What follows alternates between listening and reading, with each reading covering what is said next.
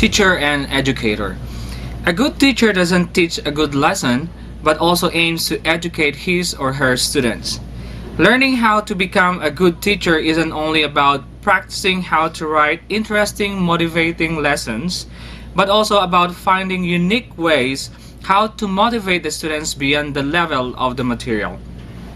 A good educator wants his or her students to think for themselves in ways that can be made possible beyond the level of the textbook. In order to do this successfully and consistently, plan at least one activity that engages the student beyond the level of the textbook. Second, don't be surprised, however, if suddenly you find yourself spontaneously choosing a new activity. Often, this is what happens to teachers who are experimenting with new and different things.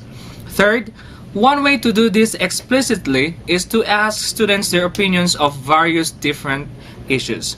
The more interesting the questions are, the better their responses would be. In my case, I found that I was able to ask questions when I became more spontaneous. Knowing my students, I used a graphic organizer and elicited the social action cycle.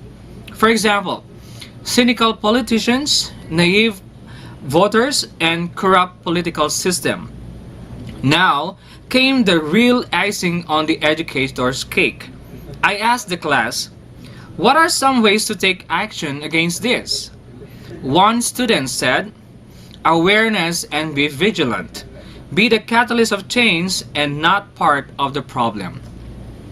In this case, I tried to stimulate my students in non-academic ways in order to help them acquire the meanings of the targeted words which I wanted them to acquire. As you can see, relating to the students on more direct personal level doesn't have to be completely innovative. Educating students is actually what good teachers are all about. They try to include opportunities in an education way. Thank you very much. This is Teacher Alex from CNN International Language.